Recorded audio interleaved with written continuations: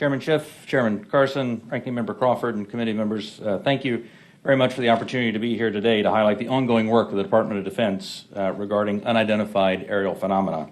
Since the early 2000s, we have seen an increasing number of unauthorized and or unidentified aircraft or objects in military-controlled training areas and training ranges and other designated airspace. Reports of sightings are frequent and continuing. We attribute this increase in reporting to a number of factors, including our work to destigmatize reporting, an increase in the number of new systems such as quadcopters and unmanned aerial systems that are in our airspace, identification of what we can classify as clutter, mylar balloons, and other types of air trash, and improvements in the capabilities of our various sensors to detect things in our airspace.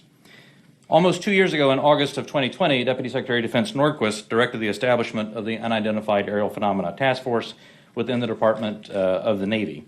The UAP Task Force was built on the foundation of the Navy's initial efforts to respond to the reports from our aviators on unidentified objects observed in our training ranges. The basic issues then and now are twofold. First, incursions in our training ranges by unidentified objects represent serious hazards to safety of flight. In every aspect of naval aviation, safety of our aircrews is paramount. Second, intrusions by unknown aircraft or objects pose potential threats to the security of our operations. Our aviators train as they would fight. So any intrusions that may compromise the security of our operations by revealing our capabilities, our tactics, techniques, or procedures are of great concern to the Navy and the Department of Defense. From the very beginning, we took these reports very seriously. We instituted a data-driven approach to the investigations where we could collect as much data as possible and use all available resources to analyze and make informed decisions on the best ways to address our findings. Our main objective was to transition UAP efforts from an anecdotal or narrative-based approach to a rigorous science and technology engineering-focused study. This data-driven approach requires input from a wide variety of sources. In the early stages, the task force worked to standardize the reporting mechanisms and processes to make it as easy as possible for personnel to report any engagement so that we were getting that wide range of reporting that we needed. We also spent considerable efforts engaging directly with our naval aviators and building relationships to help destigmatize the act of reporting sightings or encounters. And we worked with naval aviation leadership to provide additional equipment to record any encounter. Navy and Air Force crews now have step-by-step procedures for reporting on a UAP on their knee board in the cockpit and in their post-flight debrief procedures. The direct result of those efforts has been increased reporting with increased opportunities to focus a number of sensors on any objects. The message is now clear. If you see something, you need to report it. And the message has been received. In fact, recently, I received a call from a senior naval aviator with over 2,000 flight hours. He called me personally from the flight line after landing to talk about an encounter that he had just experienced.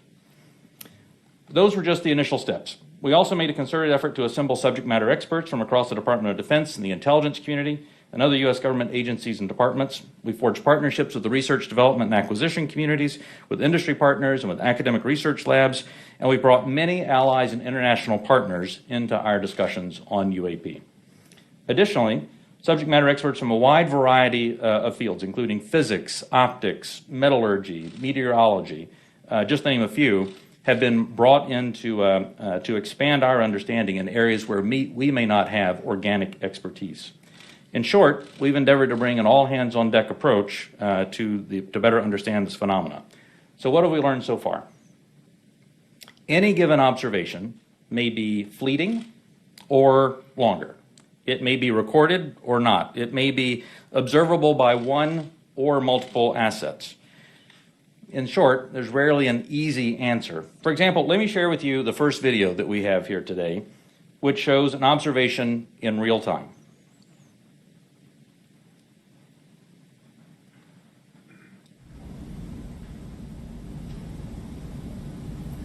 There it was. That's, in many cases, that's all that a report may include. And in many other cases, we have far less than this.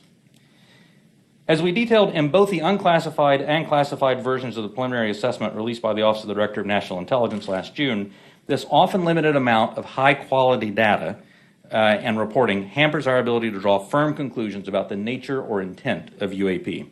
As detailed in the ODNI report, if and when individual UAP incidents are resolved, they likely fall into one of 5 potential explanatory categories: airborne clutter, natural atmospheric phenomena, U.S. government or U.S. industry developmental programs, foreign adversary systems, or a other bin that allows for a holding bin of difficult cases and for the possibility of surprise and potential scientific discovery. We stand by those initial results. Since the release of that preliminary report, the UAP Task Force database has now grown to contain approximately 400 reports. The stigma has been reduced. We've also made progress in resolving the character of a limited number of UAP encounters. For example, let me show you a couple of another video and image taken years apart in different areas. In this video, U.S. Navy personnel recorded what appears to be triangles, some flashing, recorded several years ago, off the coast of the United States. This was recorded while the U.S. Navy ship observed a number of small unmanned aerial systems in the area. And importantly, the video was taken through night vision goggles with a single lens reflex camera. These remained unresolved for several years.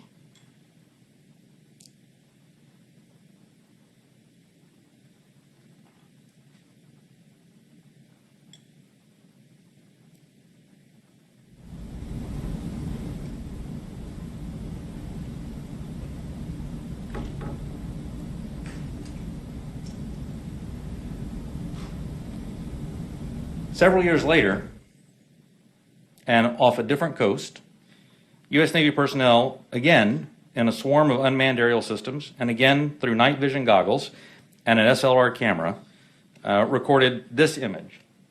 But this time, other U.S. Navy assets also observed unmanned aerial systems nearby. And we're now reasonably confident that these triangles correlate to unmanned aerial systems in the area. The triangular appearance is a result of light passing through the night vision goggles and then being recorded by an SLR camera. Now, I don't mean to suggest that everything that we observe is identifiable, but this is a great example of how it takes considerable effort to understand what we're seeing in the examples that we are able to collect. In this example, we accumulated sufficient data from 2 similar encounters from 2 different time periods in 2 different geographic areas to help us draw these conclusions. That's not always the case, though. We recognize that that can be unsatisfying or insufficient in the eyes of many.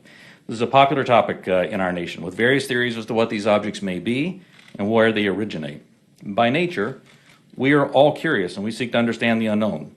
And as a lifelong intelligence professional, I'm impatient. I want immediate explanations for this as much as anyone else. However, understanding can take significant time and effort. It's why we've endeavored to concentrate on this data-driven process to derive fact-based results. And given the nature of our business, national defense, we've had to sometimes be less forthcoming with information in open forums than many would hope. If UAP do indeed represent a potential threat to our security, then the capabilities, systems, processes, and sources we use to observe, record, study, or analyze these phenomena need to be classified at appropriate levels. We do not want potential adversaries to know exactly what we're able to see or understand, or how we come to the conclusions we make. Therefore, public disclosures must be carefully considered on a case-by-case basis. So what's next? We're concentrating on a seamless transition to the new organization, and future analysis of complicated issues of UAP issues will greatly benefit from the infrastructure, the process, and the procedures that we've developed to date. I'm confident that the task force under Navy leadership has forged a path forward that will allow us to anchor assessments in science and engineering by anecdotal evidence. We remain committed to that goal, as I know the USDI organization does as well. So thank you very much for your interest and continuing support for the UAP Task Force. The team's made a lot of progress, but we really are just establishing the foundation for the more detailed analysis that's yet to be done. And with your continued support, we can sustain that momentum necessary to produce data-centric analysis and understanding of the phenomena. I look forward to your questions. Thank you.